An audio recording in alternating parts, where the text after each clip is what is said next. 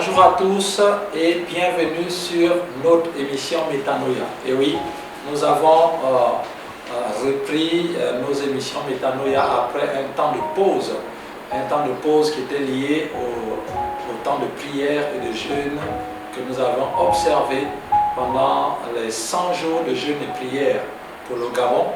Et nous avions donc passé une semaine de programme intense de prière le matin, l'après-midi, le soir, avec des orateurs de renom, avec tous les pères, certains pères dans cette nation et d'autres à l'extérieur de la nation.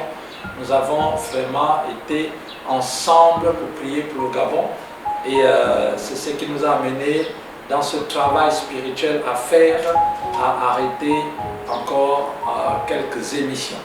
Gloire à Dieu que nous revenons tous les lundis à partir de maintenant sur cette phase, une autre phase de cette émission qui est liée à tout, qui prend en compte également tout ce que le Gabon vient de traverser ou est en train de traverser physiquement par la crise sanitaire, mais aussi spirituellement. La nation gabonaise est une nation qui a été dédiée et donnée à Dieu, que ce soit par l'autorité de la nation à son époque, le feu président, mais aussi par la parole de Dieu, par la révélation qui nous dit que Dieu a un plan pour cette nation et Dieu a choisi cette nation. Cette nation est une porte pour l'Afrique et une porte pour le monde, c'est une porte du ciel. Nous disons gloire à Dieu pour tous ces événements qui se sont passés ou qui se passent encore, et nous bénissons le Seigneur parce que nous savons que tant que nous resterons fidèles, tant que nous serons engagés avec le Seigneur, auprès du Seigneur, tant que nous serons obéissants, il n'y a pas d'autre issue que la victoire. Et ce que Dieu a dit sur cette nation s'accomplira. C'est pourquoi j'aimerais t'inviter à ne pas perdre courage et à ne pas perdre la foi, à combattre le bon combat de la foi, de garder la foi sur ce que Dieu nous a dit sur notre nation, sur notre nation.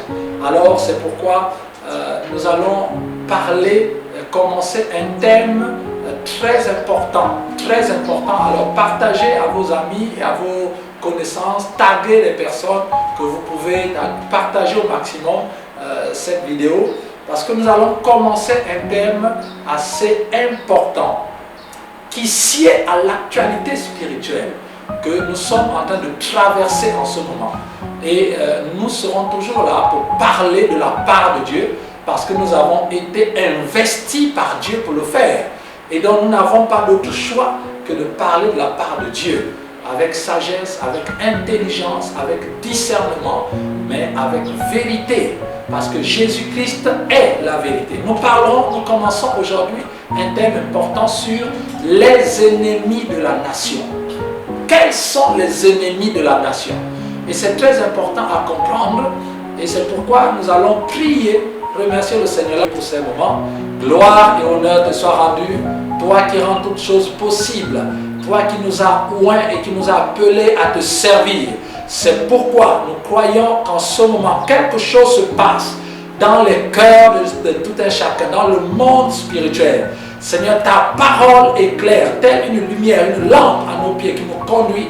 Seigneur, merci parce que ta parole de ce jour va aider et aide chacun, Seigneur, à pouvoir se positionner. C'est pourquoi nous te disons merci pour ta parole qui va aider chacun, Seigneur, chaque être humain à parvenir à la connaissance de la vérité, qui est Jésus, et à rentrer dans le salut de Dieu, car il est venu pour sauver et chercher ceux qui étaient perdus. Nous prions également pour tous ceux qui sont élevés en dignité, que ce soit au niveau des dignités politiques, des dignités financières, des dignités ecclésiastiques, des dignités familiales, tous ceux qui sont élevés en dignité, donc en pouvoir pour orienter, diriger la société, à chaque parcelle que ce soit, ceux qui ont reçu autorité. Nous prions, Seigneur, que tu touches leur vie, qu'ils parviennent à la vérité, qu'ils parviennent à la connaissance du Fils de Dieu.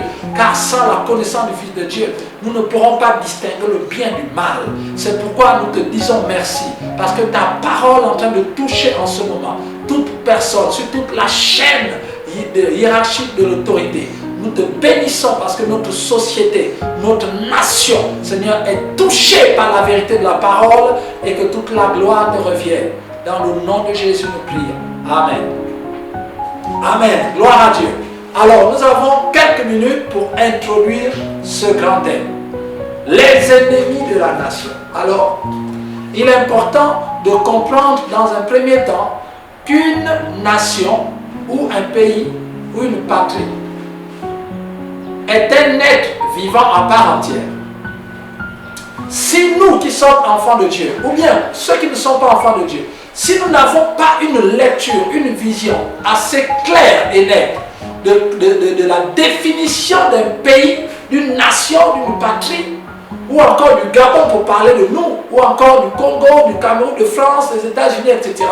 Si nous n'avons pas une bonne lisibilité et une bonne visibilité de ce qu'est la nation, spirituellement parlant et à la lumière des Écritures, nous aurons du mal à nous positionner et à pouvoir prier correctement et à pouvoir poser des actions selon la volonté de Dieu.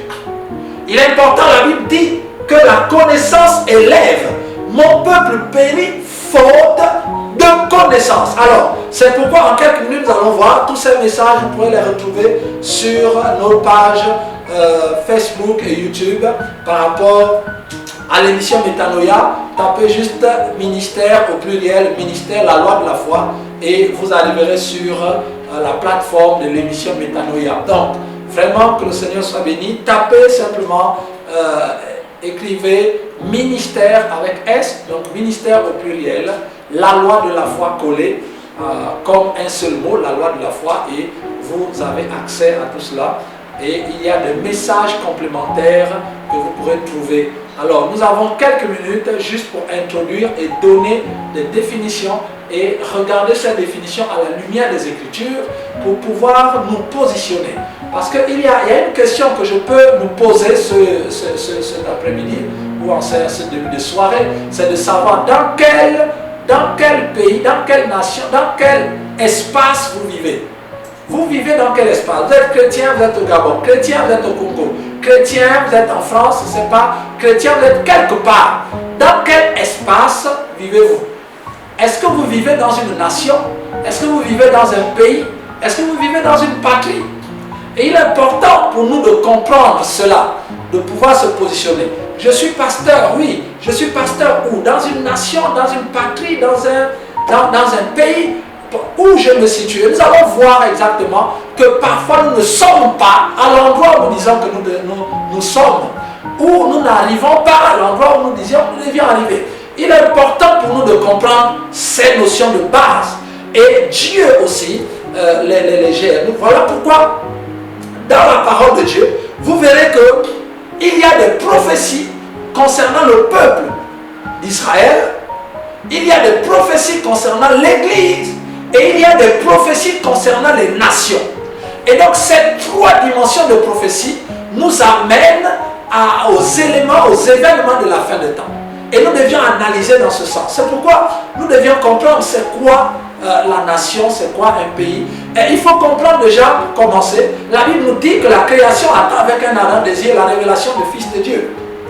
La Bible dit, Dieu lui-même dit dans le livre de Genèse que je prends à témoin le ciel et la terre. Ça veut dire que le ciel peut témoigner, la terre peut témoigner. Ça veut dire que ce sont des entités vivantes. La Bible dit que lorsque le dragon poursuivait la femme dans le livre de l'Apocalypse chapitre 12, la Bible dit la terre secouait la femme en avalant les eaux.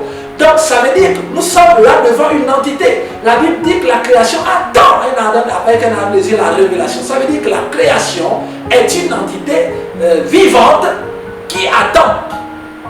Ceci montre bien que nous sommes devant quelque chose de vivant. Donc lorsque nous parlons d'une nation, d'un pays, c'est vivant.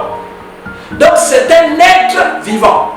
Si nous prenons l'exemple de notre nation, le Gabon est un être vivant. Or, un être vivant, lorsque nous voyons la composition d'un être vivant ou lors de la création, la Bible dit Dieu forma Adam de la poussière et il créa Adam. Et il souffla dans les narines le souffle de vie et Adam devint une âme vivante. Donc nous voyons les trois dimensions. L'esprit qui a été créé par Dieu, le corps qui a été formé par Dieu en utilisant la terre comme matière, la poussière, et l'âme qui est née de la fusion du souffle, donc de l'esprit et du corps physique. Donc nous avons dans la création du vivant, des êtres vivants, nous avons trois entités. Donc l'esprit, l'âme et le corps. Et Paul nous le rappelle très bien. Alors lorsque nous parlons d'un pays, si un pays attend la révélation des enfants de Dieu, si Dieu peut prendre à témoin la terre gabonaise, ça veut dire que cette terre est un être vivant. Si cette terre peut secourir la femme, c'est que c'est un être vivant.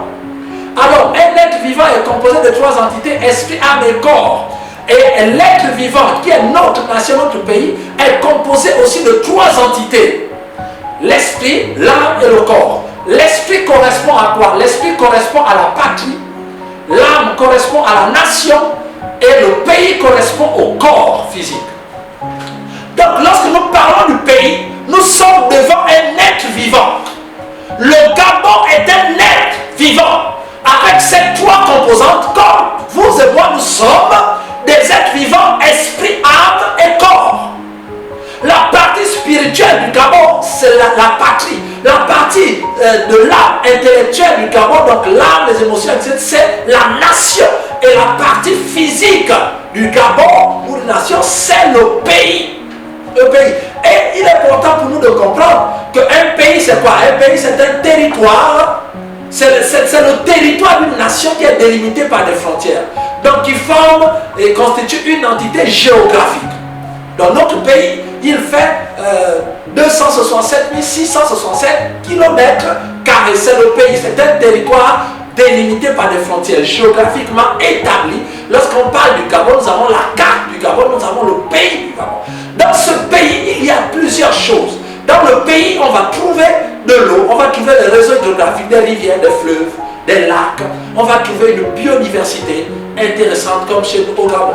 On va trouver au niveau de l'environnement, de la biodiversité, on va trouver la forêt, on va trouver les savanes, on va voir dans le sol et le sous-sol des minéraux, le pétrole, le manganèse, l'uranium. On va voir, voilà, au niveau du sol, le bois, la végétation, le bois. Nous allons avoir donc des richesses, les richesses, que ce soit les richesses à la surface ou les richesses à l'intérieur de la terre, endogènes. Donc dans le pays, et toutes ces richesses se trouvent dans le pays. Vous voyez? Donc c'est important. Voilà pourquoi il faut éviter de dire que le pays va mal. Parce qu'il n'y a aucun pays qui va mal. Le pays va bien. Ça veut dire, quelles que soient les crises que nous sommes en train de vivre, pour ne prendre que notre pays, vous allez remarquer que l'herbe continue de pousser. Les manguiers donnent des fruits, les arbres fruitiers donnent des fruits, le manganèse continue à être exploité, le bois continue à être coupé, scié, on construit des maisons. Ça veut dire que le pays va bien. Ce n'est pas parce qu'il y a une crise sanitaire, une crise politique, une crise économique, que le manguier ou que la tangatier ou l'avocatier ont arrêté de donner le fruit. Ils donnent toujours des fruits. Ça veut dire que le pays est toujours riche. Donc lorsqu'on dit que le pays est pauvre, non, le pays ne peut pas être pauvre, le pays est riche parce que toutes les richesses d'une nation se trouvent dans le pays.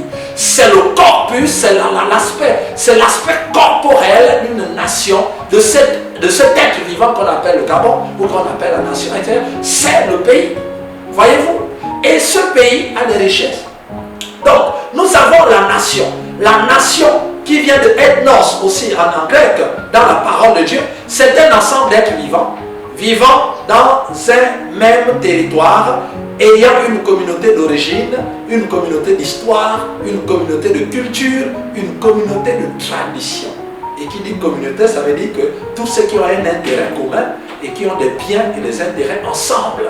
Donc ça veut dire qu'une nation, c'est l'ensemble d'êtres vivants qui vivent dans un territoire, donc dans un pays.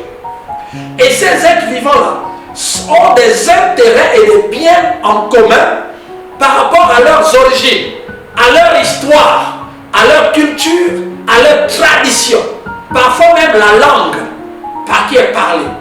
Donc, ou à une communauté politique, c'est-à-dire comment ils veulent voir développer leur société. Ça, c'est une nation. Ça veut dire que tous ceux qui ne rentrent pas dans cette communauté de culture, d'histoire, de tradition, d'origine, ne sont pas dans la nation. Voilà pourquoi nous parlons des ennemis de la nation. Donc les ennemis de la nation ici, c'est ce que nous verrons. Et nous voyons que les êtres vivants font partie de la nation. C'est eux qui composent la nation. Donc la nation ne peut plus avoir pour ennemi un être vivant qui fait partie de cette nation et qui définit cette nation. Et nous avons découvert quels sont les ennemis. Parce que si nous nous trompons d'ennemis, nous aurons du mal à avancer, à délivrer cette nation, à rentrer dans ce nouveau Gabon, parce que nous sommes dans le nouveau Gabon. Nous sommes dans cette nouvelle nation et nous avons besoin de comprendre. Voyez, c'est ça la nation. Et la nation, pour pouvoir avancer ensemble, c'est-à-dire que la communauté d'origine, d'histoire, de culture, de tradition, de politique, nous amène à une gouvernance de cette nation. Donc un pays, un État, une patrie ne peut être gouverné, c'est-à-dire dirigé, orienté, que par la nation. Parce que c'est là où on a, tout est en commun. Nos mentalités, nos pensées, notre manière de voir la vie, notre manière de vivre en tant que Gabonais, ce qui nous donne une entité, une identité qui fait que le Gabonais soit différent du Congolais, soit différent du Français, soit différent du Malgache. C'est la nation. C'est la nation, c'est la communauté d'origine, communauté d'histoire, de culture, de tradition et de politique. C'est ce qui nous différencie de nos voisins congolais ou camerounais. Voyez? Donc ça fait naître une mentalité. Or une mentalité, c'est vraiment une manière de penser et d'agir. C'est une manière de penser et d'agir. Et donc nous avons cette communauté, cette nation qui est dirigée par, pour gouverner tout cela, il y a une colonne vertébrale qu'on appelle l'État. L'État. Donc c'est l'État qui est cette colonne vertébrale qui dirige, par laquelle on peut diriger une nation. Donc l'État peut être considéré comme un ensemble de pouvoirs et d'autorités, de contraintes collectives que la nation possède. La nation possède sur les citoyens et les individus afin de faire prévaloir ce qu'on appelle l'intérêt général, voilà, ou encore le bien public ou bien commun, voilà, le bien commun de la nation, intérêt général, etc. Voilà, c'est juridiquement l'État, c'est cet ensemble de pouvoirs qui garantissent l'intérêt commun, le bien public ou l'intérêt général de la nation. C'est-à-dire amener toute cette communauté d'origine, d'ethnie, d'intérêt, de manière de penser, de vivre, à pouvoir construire ensemble. On ne peut pas construire ensemble sans un appareil de gouvernance qui rassemble le pouvoir et les autorités pour pouvoir orienter tout le peuple. Ça s'appelle l'État. Donc, une nation, c'est une nation qui dirige le pays, qui dirige la patrie. C'est une nation, c'est la nation qui est au centre du développement. Une nation ou un pays ne peut pas se développer sans nation. C'est la nation qui fait développer le pays. C'est la nation qui met les lois, les pouvoirs. Et la nation a un appareil qui est au centre, qui fait la colonne vertébrale de la nation. C'est l'État à lequel les pouvoirs sont orientés pour l'intérêt commun, l'intérêt public et général. Waouh! Gloire à Dieu. Et voilà pourquoi nous allons voir quelques exemples dans la parole de Dieu. La patrie appelle à la filiation. La patrie qui vient de patris, en grec, qui veut dire que c'est le pays, c'est le pays des pères. C'est là où nous sommes nés. C'est là où nous sommes nés. Voilà. Et pour lesquels nous avons un attachement affectif. En fait, la patrie, c'est l'amour que nous avons pour le pays, l'amour que nous avons pour la nation. Quand on dit, c'est ceux qui ont l'habitude de dire, vous savez qui je suis Gabonais, je suis Congolais, c'est l'amour de la patrie, c'est l'amour de la nation, du pays, qui nous amène à poser la main sur le cœur quand le drapeau est levé. C'est la patrie, c'est l'amour de la patrie, voyez, c'est l'amour du pays et de la nation. Et cet amour, cet attachement affectif, c'est ça, ce qui nous a donné le mot patriote, c'est-à-dire ceux qui sont attachés à leur pays, à leur nation, qui passent l'intérêt de la nation avant toute chose. Ceux-là sont des patriotes, c'est ceux qui aiment le pays. Ça veut dire qu'on peut avoir des gens qui sont dans une nation, qui travaillent dans une nation, qui travaillent dans un pays, mais qui n'aiment pas la patrie. Et on peut avoir toutes les combinaisons possibles. Voilà pourquoi la Bible va nous dire, nous allons terminer avec cela, la Bible va nous dire, allez faites de toutes les nations les disciples. Ça veut dire que Dieu veut que la nation elle-même soit disciple. Dieu veut que ce groupement qui partage les mêmes pensées, les mêmes actions, les mêmes origines, les mêmes traditions puisse venir à Christ et être disciple de Christ pour que Christ les conduise dans la vie. Dieu a toujours voulu qu'une nation soit sauvée. Voilà pourquoi Dieu va se concentrer sur la nation. Il va dire la justice élève un pays. Non. La justice élève une patrie. Non. La justice élève une nation. C'est-à-dire que la justice peut accompagner l'appareil de direction ou de gestion d'une nation qu'on appelle l'État. Voilà pourquoi nous avons les expressions comme l'État, le droit. C'est-à-dire la justice vient s'incruster dans la colonne vertébrale de gestion et de gouvernance d'une nation qui tient toutes ces communautés ensemble pour avancer vers un même but. Et pour cela, il faut la justice. Et la Bible nous dit, dans le livre de Proverbes, au chapitre 14, verset 34, que la justice élève une nation. Et Dieu se concentre sur les nations.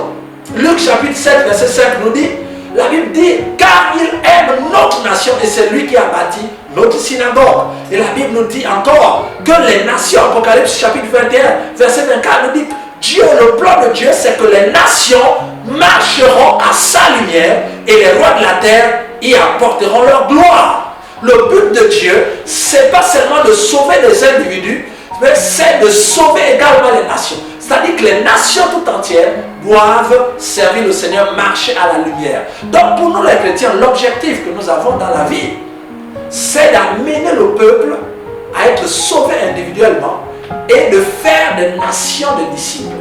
Notre rôle, c'est de parler à la nation. Or, parler à la nation, c'est parler à son appareil de direction, de gestion, qui est l'État. C'est de faire en sorte que les valeurs de la parole de Dieu puissent entrer dans le fonctionnement même de la nation. Au point de vue culturel, au point de vue traditionnel, au point de vue organisationnel, au point de vue de gouvernance et de pouvoir. Voilà, la lumière de Dieu doit rentrer. Voilà le plan de Dieu, c'est que sa lumière dirige les nations. Voilà pourquoi Dieu a parlé à Daniel sur les nations. C'est pourquoi nous avons besoin de comprendre. Et lorsque la nation marche à la lumière de Dieu, alors le pays est sauvé. Voilà pourquoi 2 Chroniques chapitre 7 verset 14 dit, si mon peuple, ceux qui est invoqué mon nom, s'humilie, prie et recherche ma face, et s'il se détourne de ses mauvaises voies, je l'exaucerai des cieux, je lui pardonnerai son péché et je guérirai son pays. La Bible ne dit pas que Dieu guérit la nation. Dieu ne guérit pas les nations. Dieu guérit le pays. C'est-à-dire que tout ce que la nation fait influence et détruit le pays, détruit les richesses du pays, dilapide des choses, gaspille le pays. Et la Bible dit que lorsque nous les chrétiens nous demandons pardon à Dieu pour les péchés de notre nation, la Bible dit que Dieu pardonne et Dieu restaure le pays. Or le pays c'est l'ensemble des richesses. Ça veut dire que Dieu remet à notre disposition les richesses du pays. Voyez-vous? C'est très important. Dieu guérit le pays, mais Dieu veut faire d'une nation un disciple. Dieu ne peut pas guérir une nation. Dieu veut que la nation lui obéisse. Et c'est là où les chrétiens devront rentrer dans l'évangélisation, la prière pour le salut des nations. Vous savez, il est important. On voit aujourd'hui des chrétiens qui prient et qui veulent être riches. Ils veulent que le pays leur donne les richesses. Mais les richesses du pays ne sont pas gérées par le pays. On peut avoir prier pour le pays, pour que les richesses du pays nous reviennent. Mais les richesses du pays, les richesses qui composent le pays sont gérées par la nation. C'est la nation qui oriente le devenir du pays et de tout ce qu'il renferme comme richesse. Ça veut dire que si nous, les enfants de Dieu, nous voulons être riches, nous voulons avoir les richesses du pays, nous devions travailler à ce que la nation devienne disciple de Christ. Parce que si la nation marche à la lumière de l'évangile, alors le pays sera guéri et la nation pourra mieux orienter les richesses du pays. Voilà pourquoi on peut se retrouver avec un pays riche, mais une nation pauvre. On peut avoir un pays riche, mais une nation pauvre. Parce que c'est la nation qui doit orienter les choses. Or, si dans la nation, si les traditions, la culture, l'histoire, l'origine, les politiques qui composent les éléments d'une nation ne sont pas affectés par l'évangile, par la parole de vie, par la vérité, si toutes ces entités, tradition, culture, histoire, origine et politique, sont engluées dans la corruption, dans le mal, dans le mensonge, dans tout ce qui est satanique, comment voulez-vous que le pays en soit délivré et guéri? Comment voulez-vous que les richesses qui sont dans le pays soient bien redistribuées alors que la nation qui a ce rôle est entre les mains de Satan? Or, le voleur ne vient que pour détruire, égorger et tuer. Donc, tant que la nation sera entre les mains de Satan, d'une manière ou d'une autre, le pays sera égorgé, le pays sera volé et le pays sera tué en termes de richesse. Donc, arrêtons de prier dans les églises pour que les richesses du pays nous reviennent. Ces richesses sont gérées par la nation. Voilà pourquoi Dieu, pour rendre le peuple d'Israël à l'aise dans un pays qui n'était pas le leur, à Babylone ou en Perse, Dieu a fait en sorte que ses enfants, ceux qui marchent dans la lumière, puissent diriger la nation. Dieu a mis Daniel, il a mis Shadrach, Meshach, Abednego, il a mis Mardoché, il a mis Esther, il a mis Esdras, il a mis Néhémie, il a mis Joseph, il a mis Moïse, pour pouvoir agir dans l'appareil de direction de la nation, pour pouvoir influencer et inculquer les valeurs du royaume dans la nation, afin que le pays en bénéficie. Le peuple d'Israël ne n'a sa vie sauve en Babylone, en Perse, que par la reine Esther, par Mardoché, par Daniel, par Shadrach, Meshach, Abednego. Aujourd'hui, nous prions dans les églises pour avoir les richesses du pays. Nous recommandons que les richesses du pays rentrent dans nos poches, dans nos églises, etc. Mais il y a un problème de connaissance. Dans quel pays vis-tu? Vis-tu dans le pays? Vis-tu dans la nation? Ou vis-tu dans la patrie? Il est important de comprendre ces trois définitions. Je te laisse avec une question et je nous laisse avec une question. Lorsque vous priez, vous vous identifiez à quoi? Au pays, à la nation ou à la patrie? Vous savez, Satan fait tout pour que les gens n'aiment plus le pays. Et aujourd'hui, il y a comme vraiment une haine du pays ou un désintéressement. Les gens sont fâchés contre le pays. Oui, ce pays, nous ne sommes pas d'accord. Ce pays-là, vraiment, ce n'est pas la peine. Donc, petit à petit, Satan est en train de tuer votre amour pour le pays. Et si nous n'avons plus d'amour pour le pays, comment voulez-vous que les richesses du pays rentrent dans nos maisons, dans nos vies et servent le Seigneur si nous n'aimons pas le pays? Faisons attention à garder notre attachement et notre amour pour le pays. Continuons à être dans cette patrie. Continuons à être patriotes. Et le diable veut nous amener à détester le pays. Non. À détester la nation. Non. La nation n'a pas de problème. Le pays n'a pas de problème. Nous devions garder notre attachement. Parce que ce n'est que par amour que Dieu règne. Si nous n'aimons pas ce pays, Dieu ne nous utilisera pas pour sauver ce pays. Nous avons besoin de garder l'amour et de lutter contre tout ce que Satan fait dans les nations pour ne pas perdre l'amour de la nation, ne pas perdre l'amour du pays, c'est-à-dire ne pas perdre la patrie. Parce que la patrie est notre demeure. Gloire à Jésus. Alors merci à vous, que Dieu vous bénisse. Et juste pour cette définition, nous comprenons que nous avons devant nous une entité vivante. Et nous devions, et l'évangile nous encourage à travailler dans les trois dimensions. Dans le pays, nous verrons plus tard comment ce qu'il faut faire dans ces trois dimensions-là. Que Dieu vous bénisse. J'aimerais prier avec vous. Seigneur, merci pour ces moments et merci pour ta parole. Merci Seigneur pour cette définition de pays, de patrie et de nation, afin que l'homme de Dieu, que le chrétien, que le serviteur de Dieu, que tous ceux qui sont nés de Dieu puissent lire ta parole en regardant bien ce qui est écrit. Parce qu'il y a des moments où tu t'adresses à une nation, il y a des moments où tu t'adresses à un pays, il y a des moments où tu t'adresses à une patrie, afin que nous puissions agir dans les 3 dimensions de cet être qui a appelé la nation, appelé le pays. Nous te bénissons parce que dans ce qui nous concerne, notre nation est entre les mains de Dieu. Et notre nation, la nation de chacun de ceux qui nous écoutent, sont entre les mains de Dieu. Le pays de chacun de tous ceux qui nous écoutent sont dans la main de Dieu.